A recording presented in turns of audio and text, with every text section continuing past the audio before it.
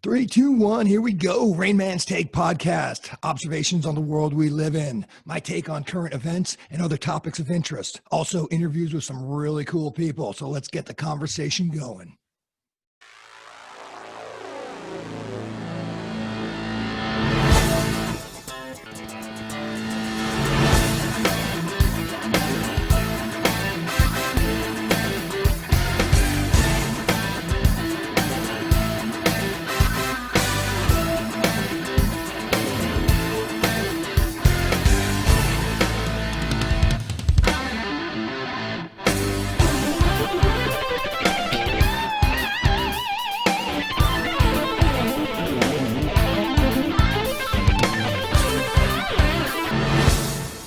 Hey, everybody, it's the Rain Man. Just want to give a quick shout out to everybody watching. Thank you very much. I know you're going to find this next interview thought-provoking.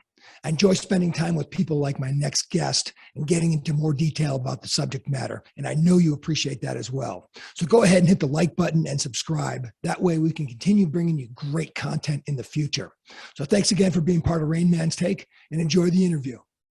Hey, everybody, it's the Rain Man. I want to welcome back my guest, Bruce Laughlin. Bruce, how you doing? Pretty good, man. How are you? I'm good, brother. So, as many of you know, I've had Bruce on a couple of times early on in the podcast. Bruce is he and I flew helicopters together in the Marine Corps. Bruce has a very, very extensive resume when it comes to flying in the military. His combat experience is unparalleled, really, in modern day aviation. And I wanted to have Bruce on primarily because of the last billet that he had while he was in the Marine Corps, and he was stationed in Pakistan. That's what we want. That's what we're going to talk about today. And the reason why I wanted to talk to Bruce about this was, especially last year, you don't really hear much about Pakistan in the news on a regular basis, but last year, as the debacle of our withdrawal out of Afghanistan, and then you start hearing about China circling around Afghanistan, there's a lot of little things that aren't necessarily on the news, but it's a very, very important part of the world, especially in the geopolitical realm of U.S.-China relations and China's attempt to sort of their Belt and Road Initiative to try to bring that whole area under their influence. And so that was the genesis of the conversation. And the only person that I know that has actually ever had boots on the ground in Pakistan is Bruce. And so during the meeting here, or during the call today, I'm going to be bouncing back and forth between JoJo and Bruce. JoJo was his call sign in the Marine Corps. But so just as a heads up that may happen. So Bruce, why don't we do this? Why don't you kind of give us what your billet was when you were actually over there and when that was? Well, I'll lead with this. If you screw up enough jobs, you get sent to Pakistan. So that's how it goes. Well, I was with the 1st Marine Expeditionary Force. And then when we were getting ready to deploy to Afghanistan, we were 1 MEF forward. So we were forward deployed. And I took the billet of military liaison for RC Southwest, that's Regional Command Southwest, in Pakistan. And I had 4 colleagues, or 3 colleagues that worked with me, and they supported different regions, within Afghanistan. For example, the Army, they supported RC East, and let's see, we had East, and then we had West, or South rather, and then us. And so we all just kind of worked together, and mostly coordinating events that were happening along the Eastern Afghan border and the Western Pak border. So I know you had some questions about the Pak border, and it was a real source of conflict for us, because the border that Afghanistan recognized was not the same border that the Pakistanis recognized. And subsequently, we had a little bit of crossover where there were gaps, and we were operating in what we thought was the border, and the Pakistanis were operating in what they considered to be the border. And so sometimes things happen in that no man's land, and that's what it's referred to as, no man's land. And there's not a better phrase or word for it. So that's not... How big is that area, first of all? Well, first of all, let me go back here. The Afghans recognized the Durand line. It was established in 1893 by a guy named Mortimer Durand. and he was commissioned by the British to do a survey, which is starts in northeast Afghanistan and then goes south and then southwest through the Baluch area of Pakistan. And then there's a little tail up in the northeast Afghanistan, and that has to do with the British relationship with Russia, trying to provide a buffer up there. So essentially, that's the border that the Afghanis recognized. It was kind of a soft border issue until the conflict with U.S. And the coalition coming into Afghanistan, and then they started to take a harder position on what they considered the border and what the Pakistanis considered the border. Yeah. So the Pakistanis considered the Durand line the international border, as well as most countries do. Afghans did not, but it wasn't really a big topic until we started operating there. Is a kind of redundant statement. But anyway, I just saw a pretty interesting piece in the Voice of America. It's an article entitled "Taliban Condemn Pakistan for Alleged Cross-Border Attacks." So all I get to say is, wow, yeah, big cry. And so I got something else that I printed. Is that a recent article? Yeah, April 16th, yeah, okay. 2022. And so it's still going on. I put this up. It's my movie I'm going to make, part 2, The Crying Game. So that's what the Taliban are crying about, that they're getting fire from Pakistan and vice versa. So that piece continues right now. Yeah, my time there was pretty eventful, given the events that happened prior to me, or to my arrival, was the Bin Laden raid, and that was in May of 2011, the 1st of May, 1st or 2nd. The raid happened, on the timing is in the middle of the night, so it was the 2nd to some. But that kind of burned a lot of bridges in our relationship with the Pakistanis, and it kind of was a matter of honor for those guys that we were like, you guys have been hiding him all along, and lots of finger pointing going on, and there's a lot of things we can get into about how we were justified, I think, in our position on that. All right, so real quick, and this is my ignorance here. They caught him in in Pakistan. Mm-hmm. Oh, no way. Yes. Come on, man. Yeah. So in Abbottabad, it's about 65-ish miles north of Islamabad, just directly over the hills. And, damn. And that's where the Pak, they're essentially their West Point is there, their military academy, PMA, so it's a big deal. And he lived, Bin Laden did, approximately a mile away from that institution. So you can't tell me that they didn't know he was there, because he lived in a pretty nice house by Pakistani standards, and certainly by Abbottabad standards. And there are many graduates that within the intelligence sector and within the military from that school. And so I think most folks know, and there's some leaked information and some comments that folks have made within the Pakistani government that they reneged on, saying that there had to be an insider or insiders, or that somebody knew. Then the politicians recanted those statements, so they're out there on the open source. But that was an interesting thing. And then later, before I went, we had an incident that's called the Salalah incident, not to be confused with the Malala incident. And that was on the eastern Afghan border. This was in November 2011. So it was after the Bin Laden raid. They're already the Pakistanis are already kind of hot at us over things. And there was a bit of a scrum along the border where American forces or coalition forces started exchanging fire with the Pakistani forces. And this wasn't just a sporadic gunfire, it was directed fire. It kept on going on, apparently. And then coalition forces called in a strike.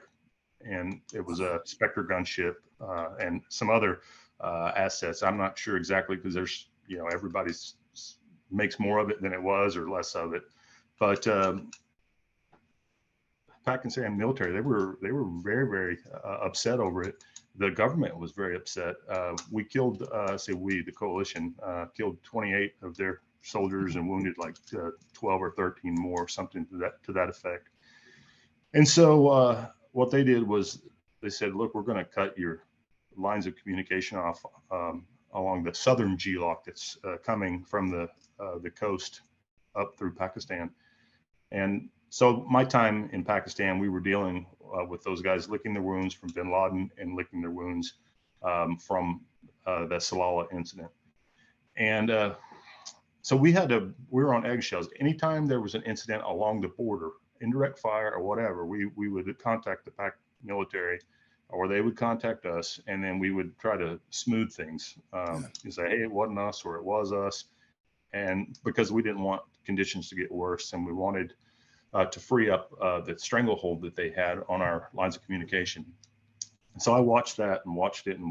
And essentially the Pakistanis were holding us hostage down there. So what we did was we're like, okay, well, we'll just do it from the north. And that northern area, I had to write it down because I forget it. I always refer to it as something else. Anyway, essentially, I forget all the countries, but Uzbekistan, let's see. Oh yeah, Kyrgyzstan, Uzbekistan, Tajikistan, and it was called the Northern Distribution Network. That's what they referred to it as. All right, so the Pakistanis, they kept stating that the fight was unprovoked, that it was a violation of their sovereignty, and so sovereignty was the key issue. That they insisted that we were violating their sovereignty when we were working, in this no man's land quite often. So that went on, and at one point they wanted fees. My numbers, as I sat in the meeting, were closer to 9,000 than the numbers that I saw reported of $5,000 per vehicle that was crossing into Afghanistan from Pakistan.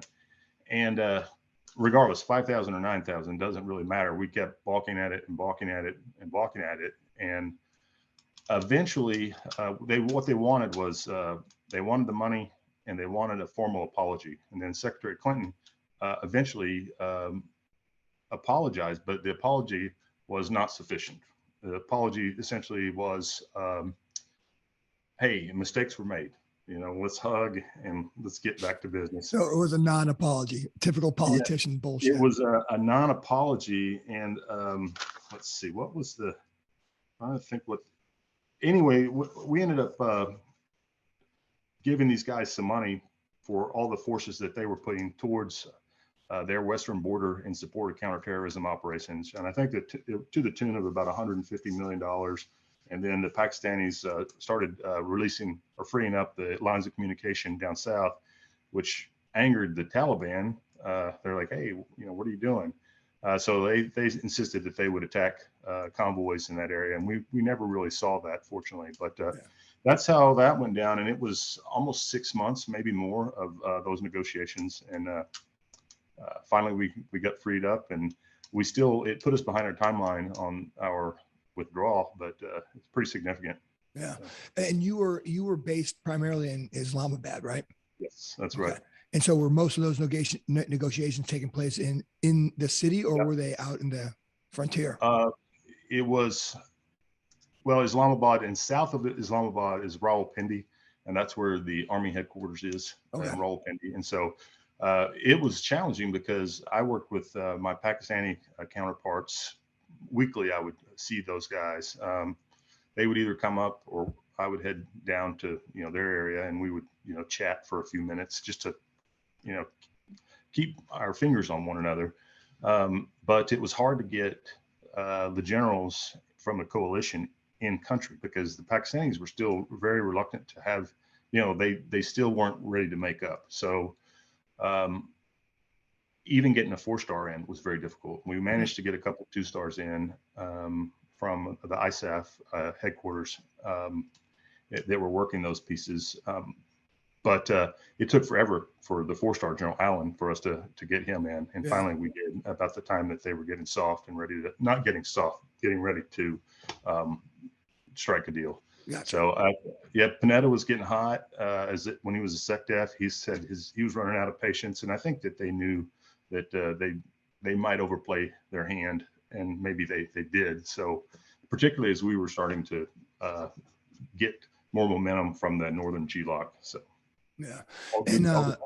And so all that is taking place kind of at the micro level on the ground in Pakistan, was because Pakistan's a nuclear armed, India's nuclear armed, and that's always been sort of a interesting situation there. Does any of that like macro geopolitics come into play at all with what you were doing down there? I think it just hovers around you. Yeah. You just know it's there. And when you consider that, September 11th, 2001, we were pushing into Afghanistan. But think about this: the first, shut this thing down. Very professional of me. The first nuclear test that Pakistan conducted was in 1998, and they conducted their second one a few days later. It was like August of 1998, and they did that down in southeast Pakistan near the Iranian border, not border, but in the Baluch area. But that wasn't that long before, that time span between September 11th. So it was pretty fresh on people's mind when we started, when we considered, what we were doing in Afghanistan. I think that everybody just kind of got to the point where they just understood that Pakistan was a nuclear power and we're going to handle them as a nuclear power. But as we look at the future events, they should be cautious, their own government, about being a nuclear power, given a rise in Taliban activity along their western border. All right, so that's exactly what I wanted to get to next. The original thought was, what was the history between that border? And obviously it's been going back and forth since whenever that Durant line was set up. But what could be a potential scenario? Are they concerned that the Taliban come over and take over the nuclear facilities, or is that bad?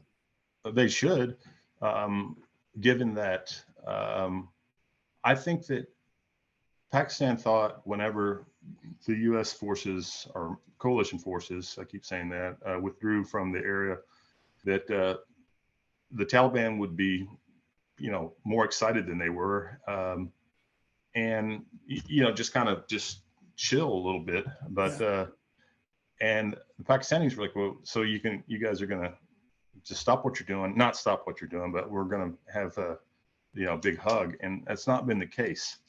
And so if there's a rise in strength, within the Taliban, it's Tariq-e-Talib Pakistan. That's in what was the federally administered tribal area. If they continue to get stronger and stronger, they could pose a threat to Pakistan. And you know what I love about all of that, Jimmy? Going back to last year when we left Afghanistan, everyone's like, we now acknowledge the Taliban as this legit, and then within like a week it was, and then of course now, women are locked up and covered up, and it's the fact that this current administration actually thought that they had changed is horrifying. And if it wasn't so scary, it would be like a comedy show. Well, I mean, it's you can't teach an old dog new tricks. And we didn't anticipate it. I think that we strike that. Everybody that had any sense anticipated that things would go back. There's but at the tactical level, I guess it doesn't really matter. I was there during the withdrawal, the initial phase of withdrawal, where we set the numbers of forces going into Afghanistan, and we were, at least in my region, well, everywhere, they set the number to the person. You couldn't deviate by one person. If I needed to fly you in, because just to fill a little gap here or there, a few dozen people, not happening. You had to be exactly on your number, and so it didn't matter what the circumstances were.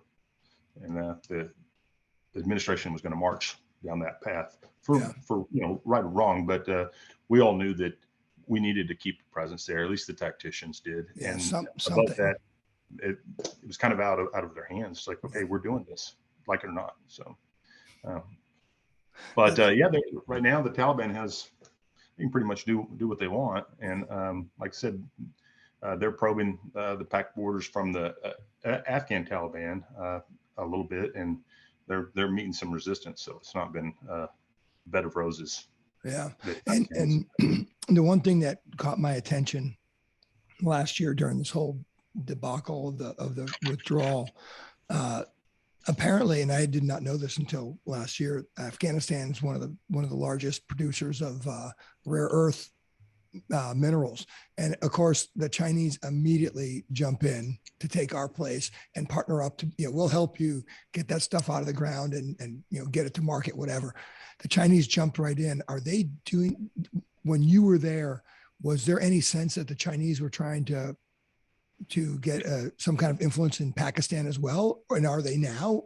Oh, certainly. I mean, they are opportunists. And so they're striking deals with the government, with a variety of industries, if you will.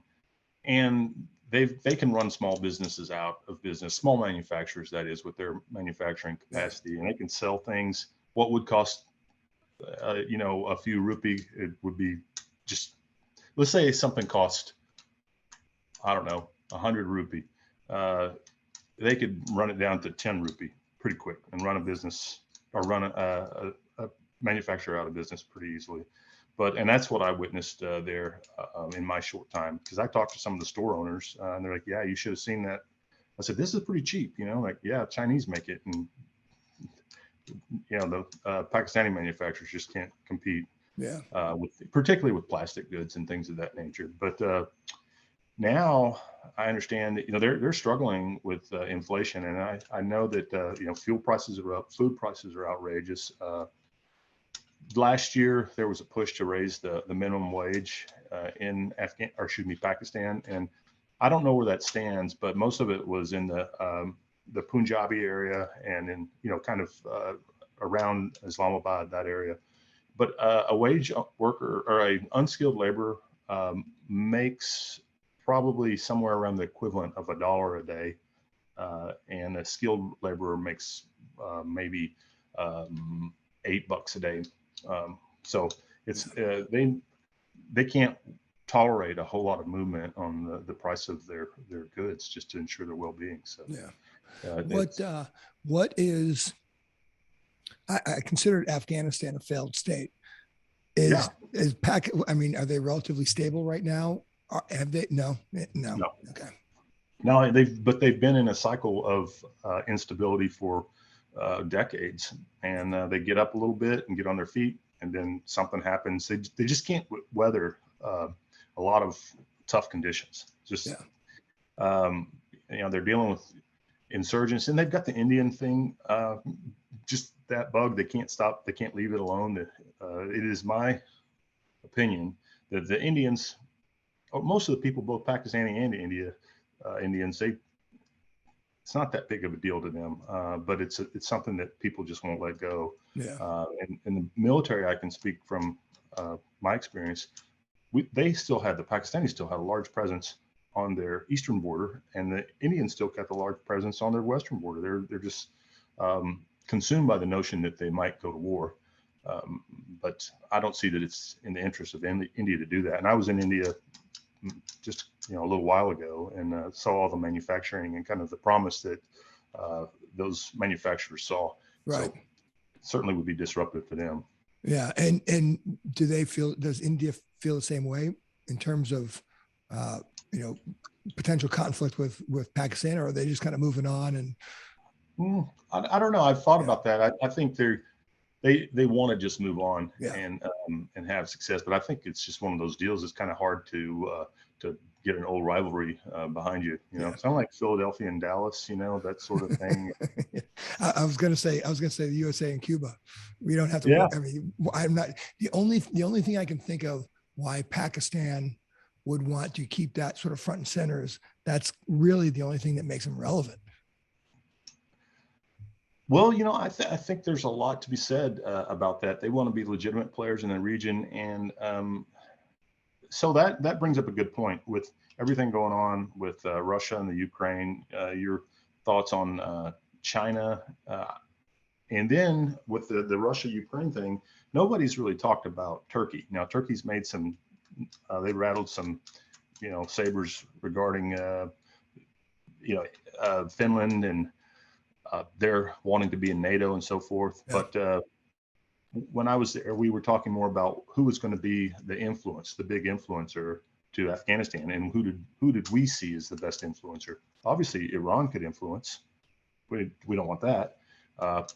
Maybe Turkey could have been a moderate influence, but then Turkey started becoming more sectarian, and so maybe they weren't the good big brother. Russia, who knows what their deal is? China, then we saw that they might have wanted to move in on that, and then certainly Pakistan. If we could have had a real stable Pakistan and a good government, maybe they would have been a good big brother to help Afghanistan stabilize and mature. But doesn't look like that's going to be the case. So, I mean, that border between the two, obviously that's been going on from day one. And so, you actually just have to start there, which is who's got what, and then let's come to an agreement on that. But it sounds like that's going to be an impossibility. Yeah. Nobody's been able to handle that border. And I guess you can do it, but you'd have to implement some draconian measures, Yeah. So, and are we talking, what does that border look like? Are we talking in the middle of the mountains, or is it? Oh, totally. In fact, that's one of the controversies, at least it was many, many years ago. It was hard to do the surveying. So there were some inaccuracies that were hard to overcome. And a lot of these borders that were established are the line across tribal borders. And those tribes still exist. And so they don't really recognize the borders. They're just kind of like, yeah, it's there. But my cousin lives over there, and his cousin has, and so forth, for years and years. So it's been just kind of systematically been the way things have been. And it wasn't really a problem until we started trying to wrangle Taliban and started chasing them into northern Pakistan. So. Yeah. Western. Well, because he's running to his cousin's house to hide. Yeah, exactly. Want to see what's for dinner, man. Speaking of which, it's not really about this podcast, but when I was in Afghanistan, up in the mountains, the guys with these foreign fighters and Taliban, they would eat frozen donkeys. Frozen. They were just frozen. They just take a hunk off of them and like jerky or something, frozen jerky popsicles. But that's insane, dude. Hard people. Yeah. So let's do a little bit of some personal interest type questions. What is Islamabad, Pakistan like? How big is it? Is it like Cairo, Egypt? That insane? No. It's. I'll tell you what. If you flew into the airport in Pakistan, Budo, and went to Islamabad, you'd be like, man, this isn't so bad, because the homes in Islamabad. Because there's so many, embassies and such around that area, and a lot of wealthy people, you would think it's not such a bad place. Islamabad is about 1 million people. So you have wealthy, but a lot of poor people, but you just don't see them. They're kind of out of the way. Yeah. Except on the streets. You see them everywhere on the streets. But if you get south of Rawalpindi, now Pindi is 2.5 million people. So within a small area, smaller than like the San Diego area, probably close to 4 million people. So, okay. But yeah, Islamabad, big houses. They're all surrounded by fences, though. I mean, big fences too. Everybody's got security, barbed wire, and you go to the market, you don't know. When I was there, an official was gunned down. His bodyguard killed him, so it's hard to get good bodyguards nowadays. So, but yeah, just in a market. I mean, it's one of the more prominent markets, the Kosar market. Giving a shout out to my friends at Kosar Market. But yeah.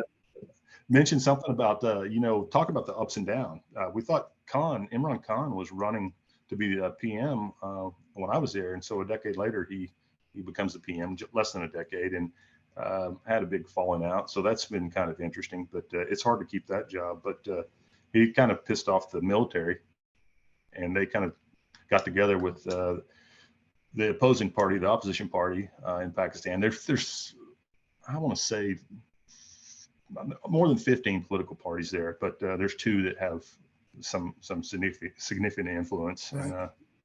And, next thing you know, he's ousted. Economic reasons. Hell, COVID didn't help. Certainly, this Russia-Ukraine stuff hadn't helped, and so they threw him on his tail, because Khan was complaining about, again, the Afghan issue, saying it's not our fault. It's that there's instability, and pointing the finger at the military, and they didn't care for it. And the military wanted a new guy to be their intelligence head, and Khan didn't like that and disapproved that. So I think he made some enemies outside of the inner political circle. Is that dynamic similar to what Turkey used to be, in that the military sort of decided who was going to be the leader, and as long as everything was working out, that leader remained, and if not, the military removed him? Well, I think they certainly work behind the scenes to influence. I mean, we saw that with the coup, with Musharraf and all that. They're willing to do that if they think that that's in their best interest, to keep that military apparatus alive and well. Because they're always, people don't trust the government. They certainly don't. And that's not just my opinion. That is my experience talking to people. They do like the military. The military has been the only stabilizing force for just the average citizen, at least in their minds. Yeah. And when you were over there, how much interaction did you have with the general population? My interaction was mostly with folks in the embassy, inside the cantonment. So all of the embassies, there were a lot of Pakistanis that worked there. So you could most of them spoke pretty good English. So you could kind of get your ear to the ground and ask them what they think about a variety of things. Start off with cricket's what I say, and then you can segue into politics. Seemed like there's always an Pakistan cricket match, or Sri Lanka. Your neighborhood's tough when you can't get a bunch of cricket players to fly over to play you. So, they were all optimistic about their opportunity to come to America. Seriously, yeah. And they were very candid about their thoughts on the government, but they were candid, but they weren't going to run out and shout. How about that? People are generally nice there. I didn't know if I did, run across any Talibani, but they would hang out in Islamabad because that's kind of their vacation spot. That's where they would go get medical treatment and so forth. Really? They were never bothered. But the ISI, they knew everything. So, they could put 10 guys on one dude easy just to collect. And they did it. And it's just the way they operate. Internally, they collect on everybody. That goes back to the Bin Laden thing. There's no way in the world they didn't know he was there. They would know. Yeah. They would know what color your underwear were right now. Yeah. Yeah. And now, did you have somebody telling you? All the time. Yeah. And did you know that? Not 24/7.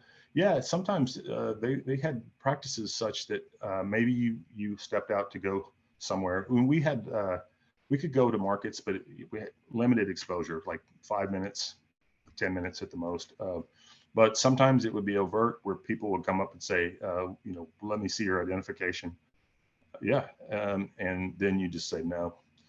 And how'd that go? And then what happens? You got to push back. It's like rules of engagement. Be ready for them right now, and say, if you see it, it's like, okay, I got one for you. Yeah. I'm not showing you my identification. You show me yours, and then they'll keep it up, push a little bit, and say, well, I'm going to call the diplomatic security. They'll send their guys, the Afghan guys, or Pakistani security guys, and then y'all can work it out. So, and then they'll leave. But in terms of like getting on your phone and stuff, you know, we had regular cell phones that we would use just for just talking, nothing serious, but you could hear the guys get on it. You can actually have a conversation with them sometimes. Yeah. So they're overtly listening, you know. Yeah. You hear kids playing in the background, and that's pretty wild. But but you know, it was good and bad because they protected you too, as much as they wanted to know what you're doing. And a guy like me, I'm getting some Funyuns and maybe a Coca-Cola at the convenience store.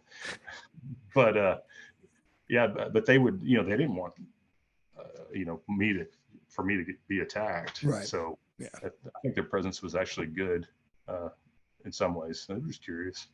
Interesting. Yeah. So I remember before you went over, you did a defensive driving course because you drove around everywhere over there.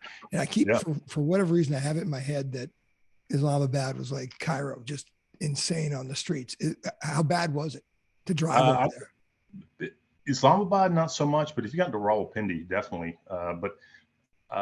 And you know, you had to drive aggressive to, you know, match aggressiveness with aggressiveness. But and some of the vehicles we drove, I drove a small car, just a real small car, so I could fit in a little bit. But one of my counterparts, who was a British guy, he would push cars with his car.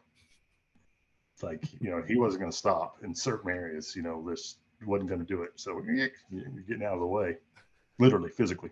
And so, unbelievable. Yeah. That's amazing. And you know, I was going to say in movements, if you had anybody that was relatively important, you would have convoys with people in vehicles with machine guns, you know, like technical vehicles, and there are people jumping out, stopping traffic, and it's pretty insane. They would disrupt the whole suburban area, or urban area rather, quickly. So.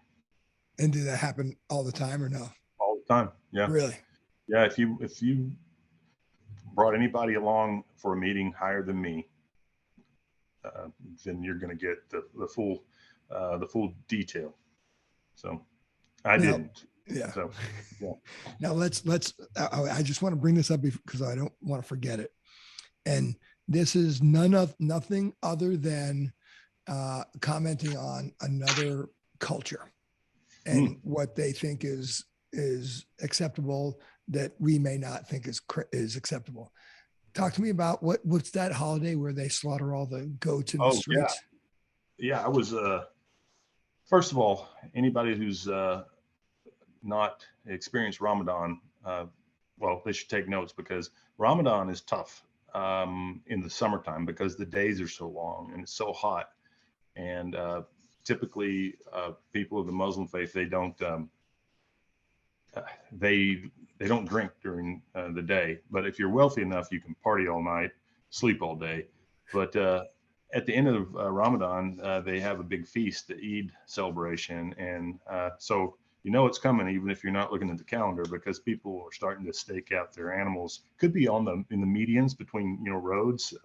You'd see, you know, lambs or goats or something staked out, and really, they're trying to graze on what little grass there is, and they're, you know, fat. And I was there, and I'm trying to think, we were late June whenever Ramadan or Eid festival was happening, and you could just hear these lambs just getting slaughtered. It just was lambs and goats, and just across the city, along with all the imams from the minarets and their singers. You know, it was so bizarre.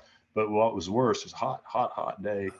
The birds, they have crazy crows in Islamabad. They're black with kind of a gray ring neck. They were slaughtering these things out in the street, out on the sidewalks and stuff like that, and just throwing piles of entrails out.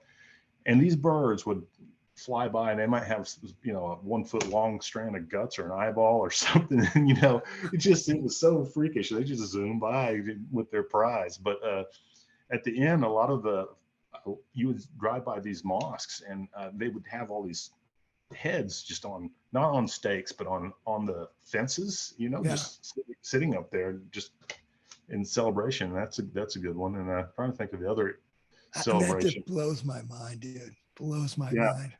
Yeah, and there's the other celebration, and pardon my ignorance, but where where the Shia, they march and they self-flagellate, and they just, they're bloody, and it's kind of weird. It's a different right to downtown Islamabad. Yeah, they'll have a parade route mapped out, so it's pretty civilized.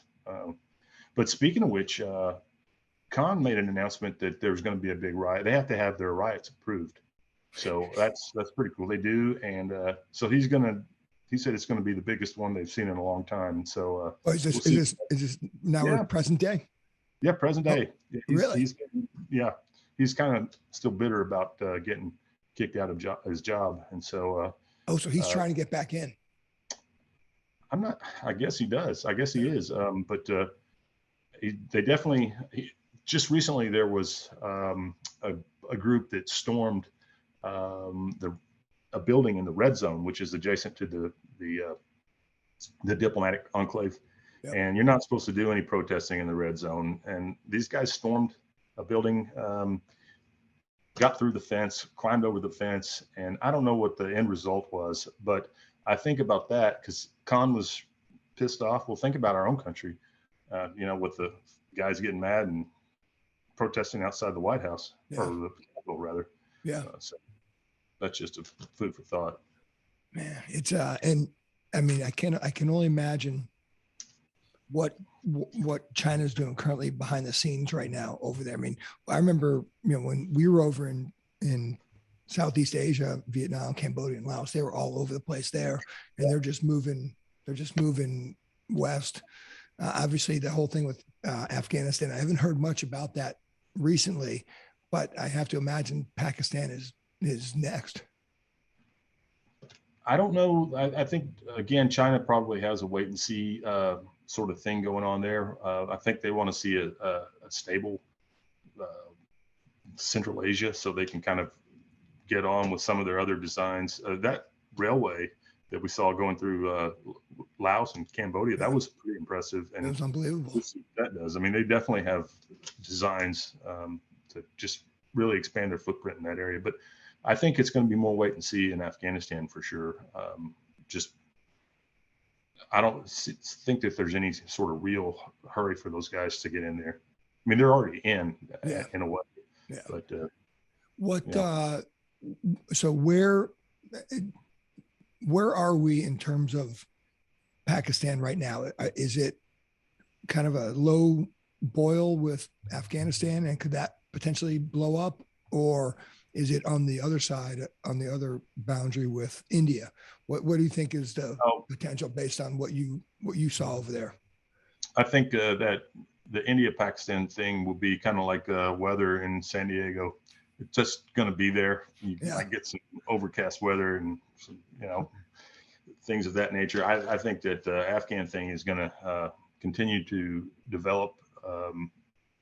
I think the economic piece is really going to be the decider, and how much tolerance the people have. I don't even think it's a matter of tolerance. It's how much can they handle, and then what capacity does the government have to help them out? Are you talking about inflation and that? Yeah, Okay.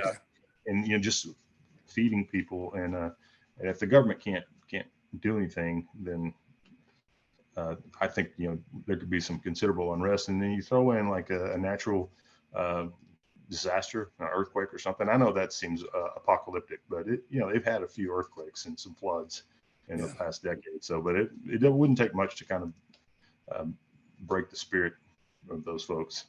I'm not saying the government. I'm just saying the people just have it rough. Yeah. So. Yeah. Well, it seems like it's that whole part of the world. Yeah.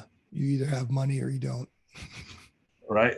Well, I think There's I mentioned no middle class, right? Yeah. The wages are just outrageous. I mean, they're just outrageously low. They were. I kind of referenced the wages from whenever I was there almost a decade ago, and they still haven't changed really for the average worker. And it's hard to fathom because I thought things were kind of expensive even at the markets. I'm like, it wasn't cheap for a Westerner who had a 6-figure salary. So. Yeah. And I assume obviously there's still, your billet is still filled over there. I assume that's still going. No, it's not. Really? No. it's not. We still have ODRP, the Office of Defense Representative Pakistan. And so those guys work with Pakistani military along with the U.S. Embassy to, like one of the projects was, arms acquisitions, F-16s, things of that nature. Just trying to just maintain that relationship. That's all. I mean, the Indians don't want any arms from us. Not that we're in the business, we're so interested in selling arms. We're really selling security.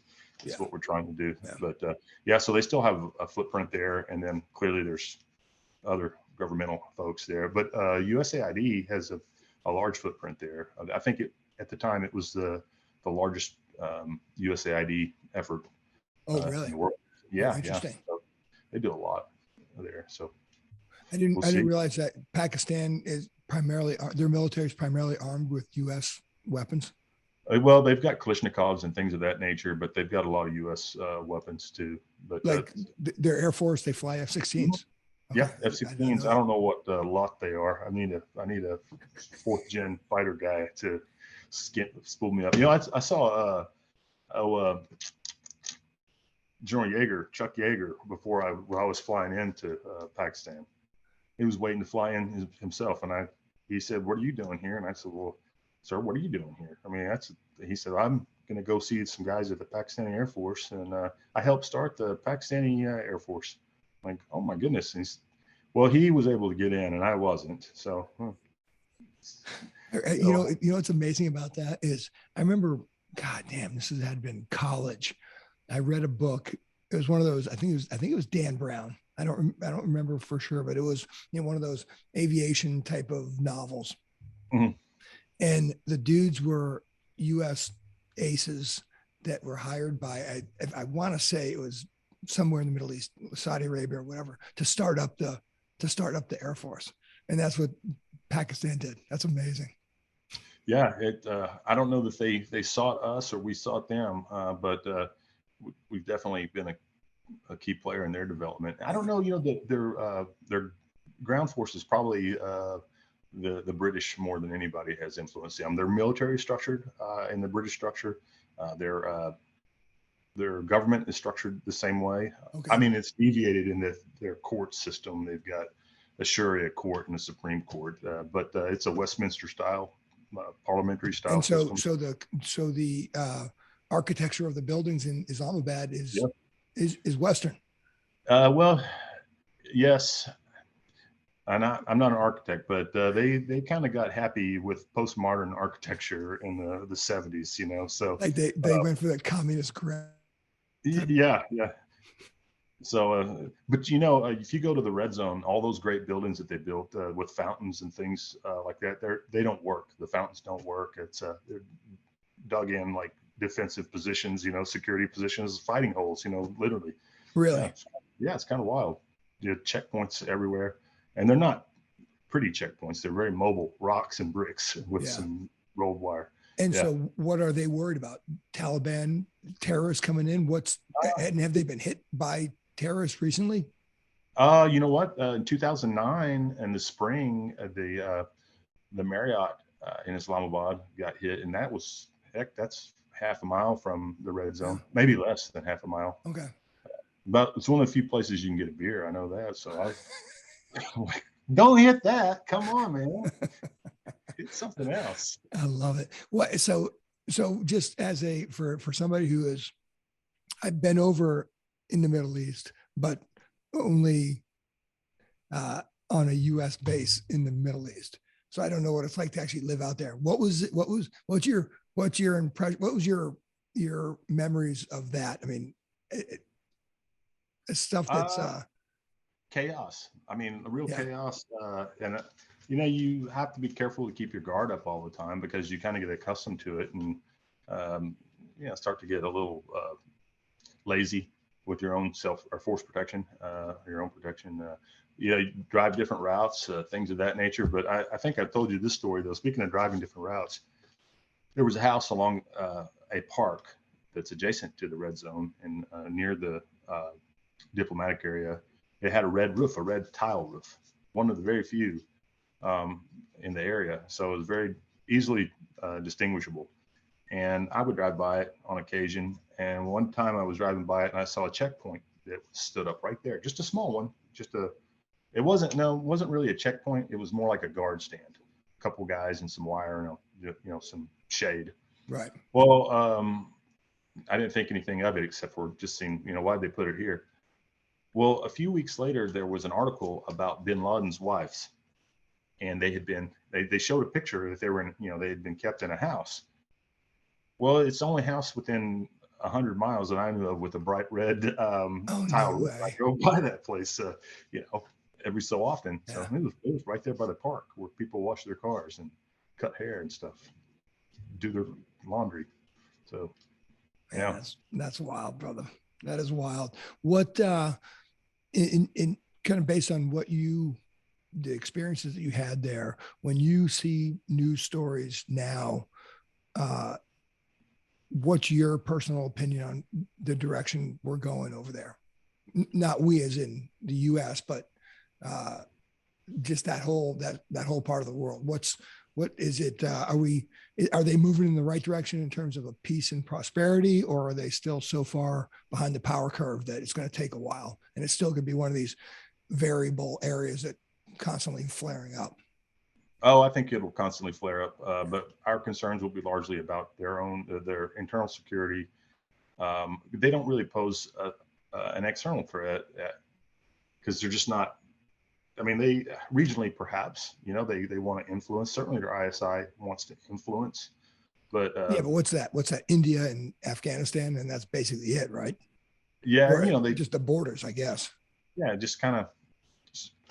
You got to keep your swing good, So, yeah, they play that spy versus spy game.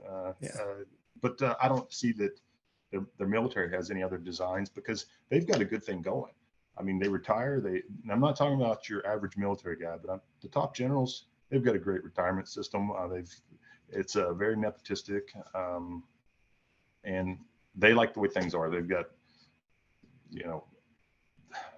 they've just got a good thing. They've got a tremendous amount of influence and a lot of autonomy to do their jobs, but probably need more money. But who doesn't? and in general, the general population in Pakistan they're content. Their basic needs are taken care of. So there's no potential for uprising from the bottom up. No. I think they're just tired. I mean, anything is better than what they have. And so, they're kind of working their way up from the bottom, and I think they're just tired, and they're not optimistic that there will be change. Yeah. And every time they get optimistic and they see change, Khan's a perfect example. He's a cricket hero, and he can stand on his own. He's got his own wealth. They're optimistic that he could make change, and he didn't make change. So now they're just kind of like, we'll see. I'm not gonna invest in that stock today. I'm just gonna continue. Wait it out. So that's my opinion. So it's not a great. It's tough to think about going through life like that. Just that resignation of this is it. I'm just gonna slaughter my goats out in the street and. Yeah. Well, and the other thing is that doesn't necessarily reflect the whole country.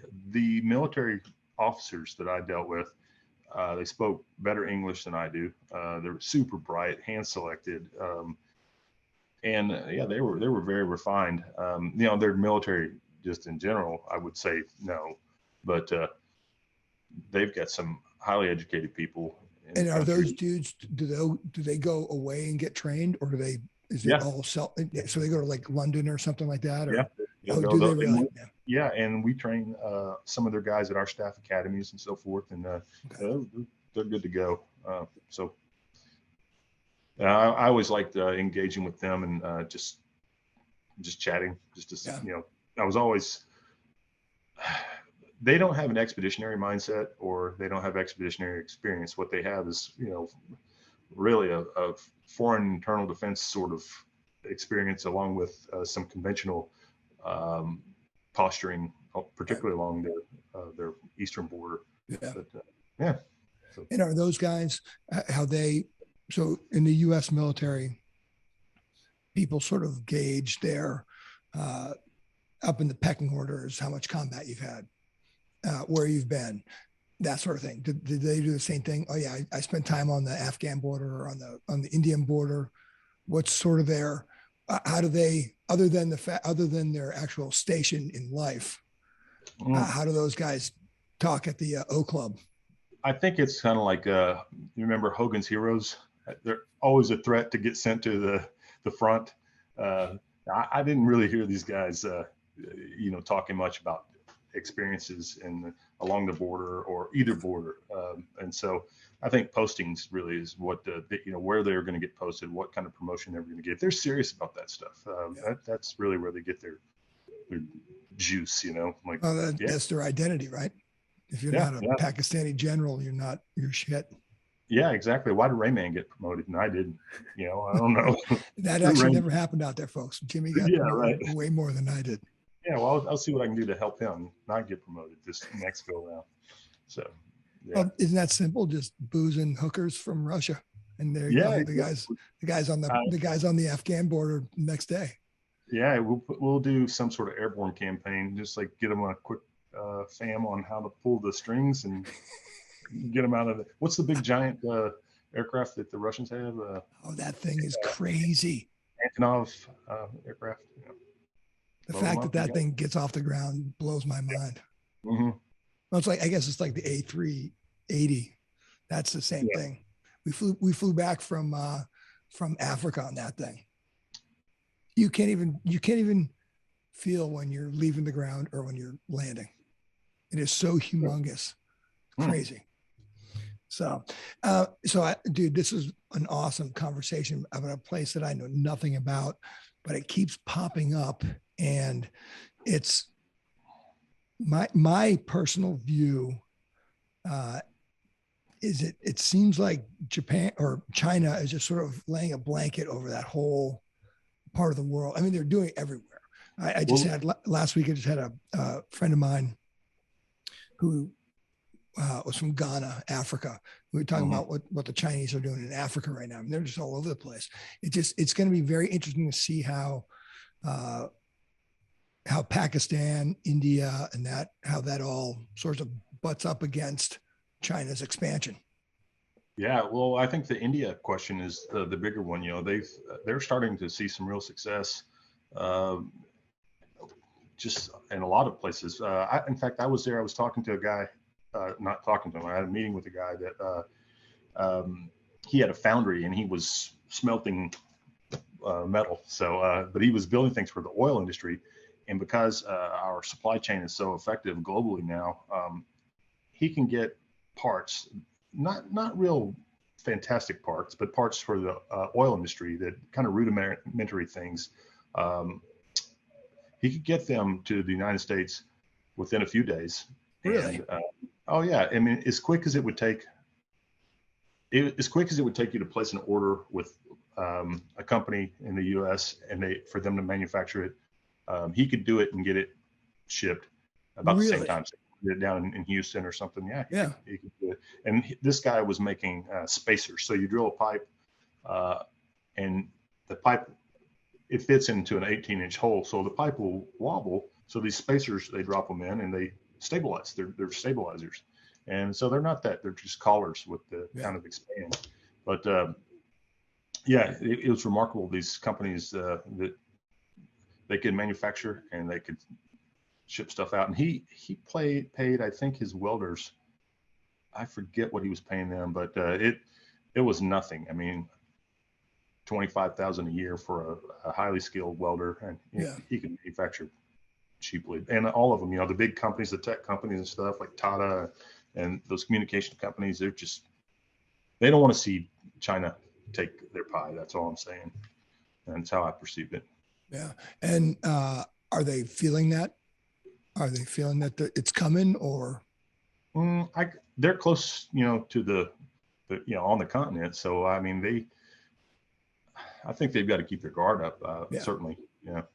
What, when you were over there, you were primarily talking economics with business owners and that sort of thing. Yeah. So, and like you said earlier, it's almost like most civilians in India, and it sounds like even the civilians in Pakistan don't even think about the border conflicts at all.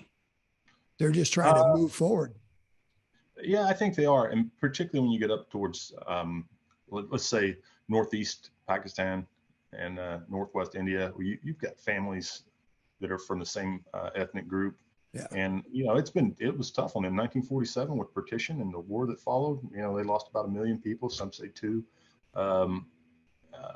So there's, still strong family ties. And I think those folks would like to see, definitely would, like to see things just smooth out. But Kashmir, I don't know if that will ever get resolved, but we shall see. It's a good looking place though. I mean, just south of Cape 2 and looks like you're in Switzerland. So. Really? Yeah. Nice. And Zeppelin sang about it. Yeah. Oh, so you could see K2 from Kashmir. Yeah. Yeah. Wow. Love it, Jimmy. I'm trying to think. Yeah, that's the foothills of the Himalayas, right up there, just a few hours north of Islamabad. So amazing. Yeah, amazing. All right, my brother. Well, listen, this was awesome. We are basically right at the time here. I really appreciate it. This is exactly what I was looking for. I was looking for just what it is like over there. One. Yeah. What is the politics? Go ahead. Sorry. The only thing I'd like to bring up on this that I failed to mention was the Baluchistan thing, and it goes back to the ISI and the way Pakistan is more internally focused. Baluchistan is down to the southwest, so it's kind of that little boot that abuts Iran. Well, the Baluch people want to be independent, and they have for a long time, but they have minerals, big time, and so the Pakistan is not going to give that up, right? And they're not going to give up their territory either. So the ISI, they've been conducting kind of a clandestine war there for some time, and I haven't really heard anything about what's going on, but often you would hear, oh, so-and-so got kidnapped and another person got kidnapped, and just lots of ISI activity, trying to quell any sort of folks that wanted to kind of buck up, if you will. Yeah. So. Yeah. What's down there in terms of the minerals? Is it gems and metals? Okay. Mostly, yeah. Yeah. I think there's some quarries, but I'm not, maybe natural gas. I don't really know. I'm not really but all those things dictate everything. Yeah. And the little fella is not going to be able to protect himself. No, absolutely not. He's just going to have nuclear tests and stuff like that in the vicinity. So a few years ago, you've got the FATA. Everybody talks about the FATA. Well, now the FATA that we knew in the Swat Valley and all that is called FATA-KP, FATA Pakhtunkhwa. So KP was Khyber Pakhtunkhwa, the Khyber area. So they just rolled it up, and instead of just being some deal, they put it under a province now, so they could have a little more, just a little more rain on it. But nobody's going to rein in those dudes. Too tough. Oh, and just recently, an aid worker was killed that was doing vaccinations for polio. The Taliban are not into polio vaccinations. Yeah. So they were killed in Afghanistan. Yeah, or Pakistan. Oh, really? Yeah, by the Taliban along the border. So they just think it's funny. The Biden administration told us that the Pakistan is a very enlightened group. Yeah, well, not that much. Maybe they know something we don't know. One thing I didn't look at is how COVID affected them, their population. Did they have a lot of people with it? Again, you never hear about it. Yeah. Well, polio is alive and well there, and it's what I read was over the last few years. I don't know how many years, but I want to say like 4 years or 5 years. 100 workers have been, at least 100 workers have been killed, and there were several that were killed while I was there. Trying to vaccinate people. Yeah, mostly women doing the work, and amazing, amazing, and actually horrifying. Yeah. Yeah. All right, my brother. Well, listen, this was awesome, dude. It's always fascinated me, the stories that you told when you came about, and now kind of in and out of the news, but it's in and out of the news in the larger sort of geopolitical game of that part of the world that I find fascinating. So I appreciate the insight, brother. Yeah, man. Well, let's go hit the base camp at K2 whenever that area frees up a little bit. And I would actually love that, to be honest with you. K2 or base camp for Everest, one of those two would be awesome. That's pedestrian now, Everest. We have to go somewhere really exotic. I love it. All right. Hey guys, it's the Rain Man. If you're in the military, the police departments, fire departments, or first responders, if that's you out there, thank you for your service. Stay safe. Bruce, JoJo, Laughlin, I love it, brother. All right, man. Love you too, man. All right. Take care, brother. All right. This is the Rain Man. Thanks for watching. Thanks for watching Rain Man's Take, observations on the world we live in. If you like the content, don't forget to hit the subscribe button below. You can also follow Rain Man's Take on Instagram at Rain Man's Take. Also, check out our website at www.rainmanstakepodcast.com and send your comments to rainmanstake@gmail.com. Keep an eye out for future podcasts, which will be coming out every Thursday at 5 p.m. West Coast time.